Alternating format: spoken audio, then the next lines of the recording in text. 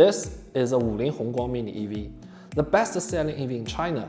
Although it's more like a toy rather than a car, it has gotten tons of orders for its price that also barely count as a car price.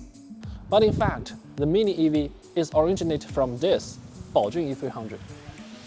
Compared to the mini EV, this has more power, longer range, more futuristic design, and the build quality doesn't look like a kid's toy.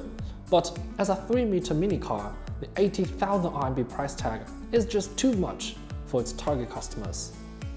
Having tasted the failure, this high-end brand Baojun decided that building stuff like this is more like a job for its mother company, whose slogan is "We make what people need." However, this doesn't mean that Baojun has given up. On the contrary, they has brought us a brand new toy.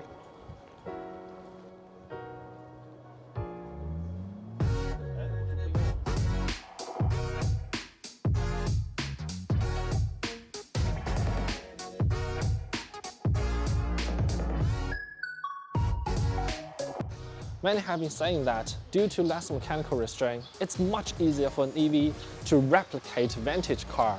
And that is why Volkswagen had done a very good job building ID.Buzz. But now it's time to see what us Chinese can offer with this design philosophy. I'm Harris, you're watching My EV.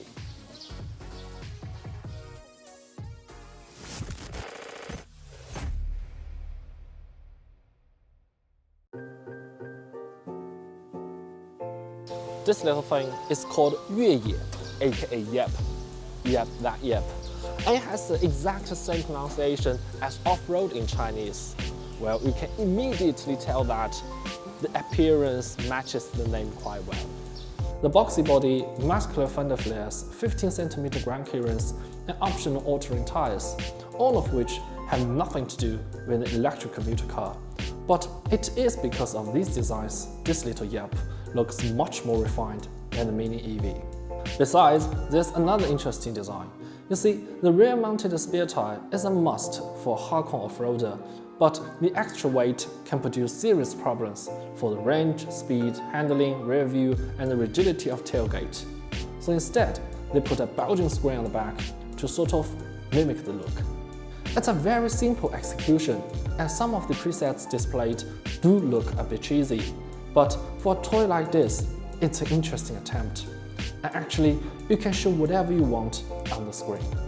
Some may say it looks too much like a Suzuki Jimny, but actually that's mainly because a very square shape with K-car size, Jimny is the only one comes to mind. And the similarity stops here.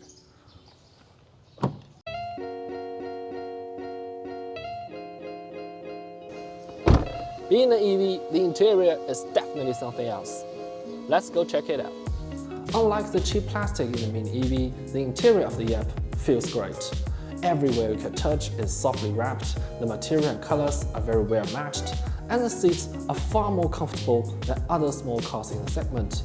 In addition, the screen for infotainment and dashboard display is quite nice. These physical buttons provide easy operation while driving.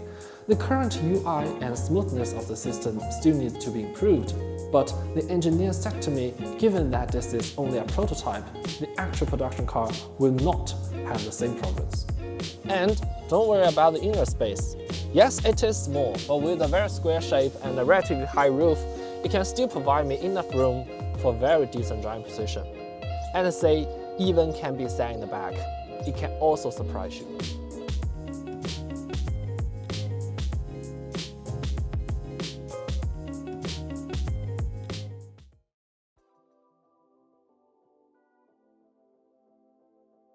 First, I don't want to burst your bubble for wanting one, but it does have nothing to do with serious off-roading.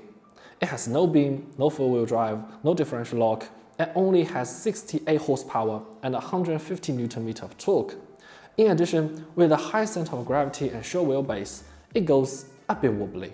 In other words, while it doesn't have the off-road capability of the Jimny, it does have a similar acceleration and handling, just a little bit better. But that's okay, because there's absolutely no one in the entire world will really take a small electric car like this, well, with this size and 100,000 RMB price tag, go proper off-road. It looks cool, and that's enough. Just leave the hardcore off-road job for the GWM tank. Having said that, we've learned from Baojun that there may be a four-wheel drive version or even extended range version coming out in the future. If this turned out to be true, the Yep will really be more than just a simple city car.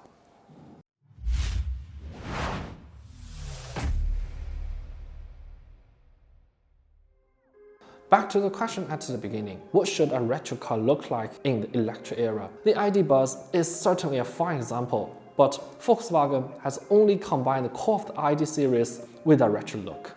After stripping away the vintage-ish skin, it's just an electric MPV with decent space, but very few attractive features. Moreover, considering the fact that the promoter of this car, ID.Buzz, has left the company long ago, the future of the ID.Buzz still remains unclear.